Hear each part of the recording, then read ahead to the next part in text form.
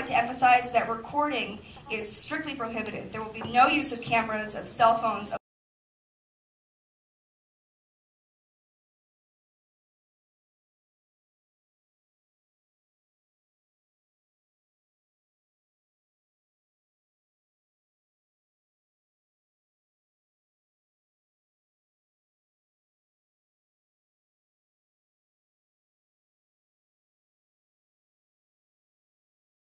what we want to accomplish tonight.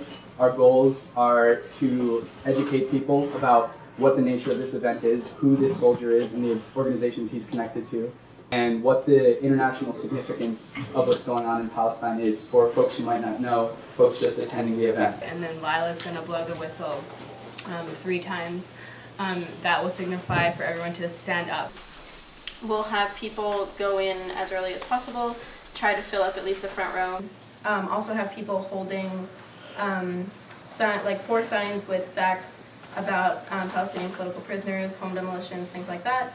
In the very beginning of the event, we had this group of elderly ladies named the Raging Grannies, and they're a community group that do a lot of anti-war demonstrations and have done for a long time. And they came and they sang for us during the beginning.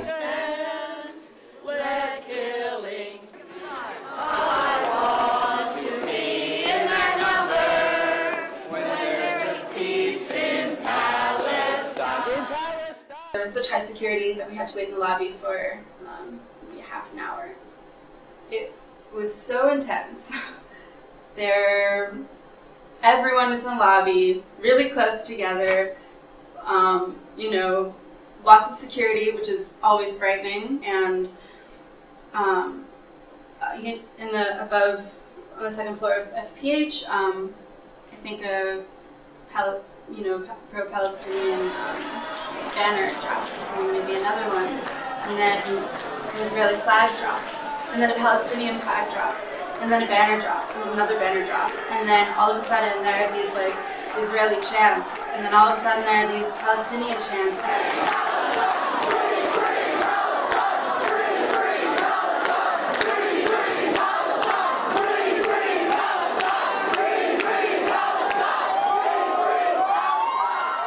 You know, it was really just like a battle. And I was crying, and people that I had been talking right next to,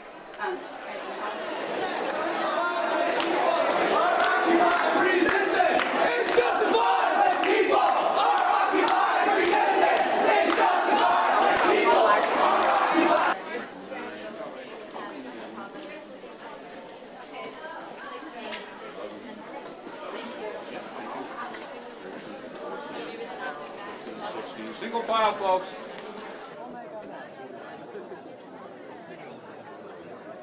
We wanted to insert something into that conversation, into that event, that didn't make it easy to just sit there and imagine that it was like any other event, like someone coming to speak about agriculture or, you know, making cheese or something. This is a soldier coming from a nation state which has the 4th largest military in the world that has been engaging in the ethnic cleansing of the indigenous population of the land. And that is what we were intending to highlight.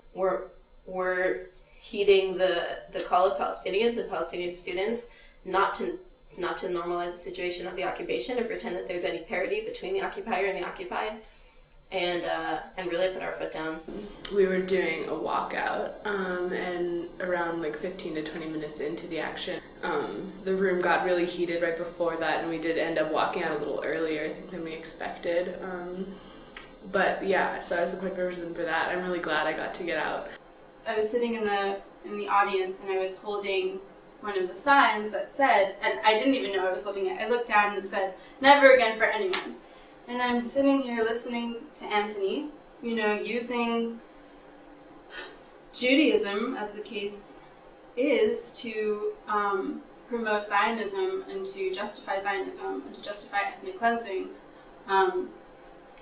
you know, based on the idea that Israel is an historic biblical homeland for Jewish people, and that completely negates the livelihoods of the thousands and thousands of Palestinians who have been living there. for centuries. I am Jewish. I was killed in the Holocaust. Never again for anybody.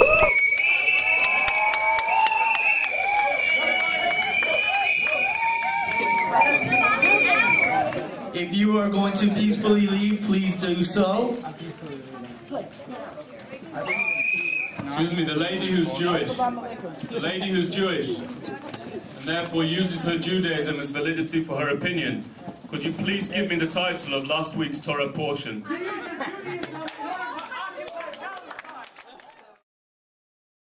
felt really compelled to,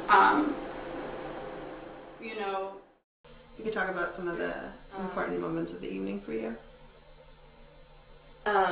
One of the most significant was when he announced that he could no longer continue. I think that was a huge success on our part, a success on the part of the disruptors and the power of the opposition in the room.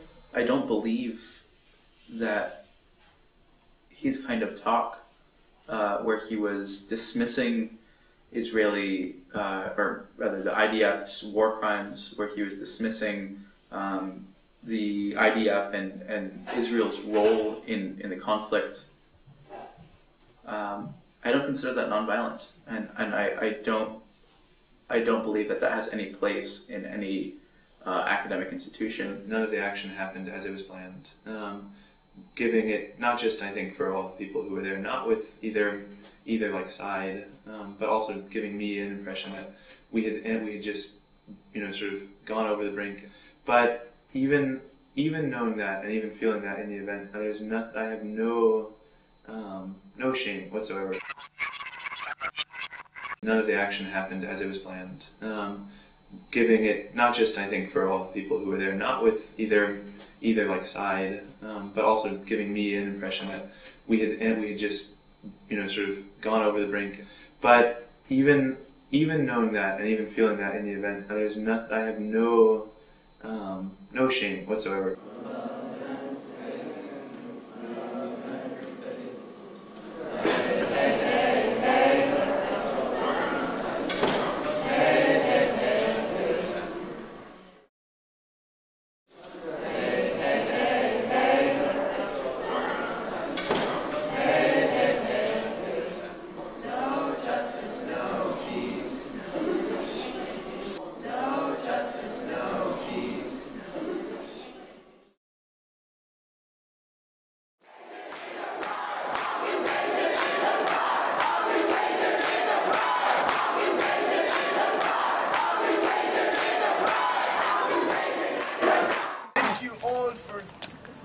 I love you all, and thank you so much for just knowing, the purity of knowing, coming here. Let's all honor each other. Come on.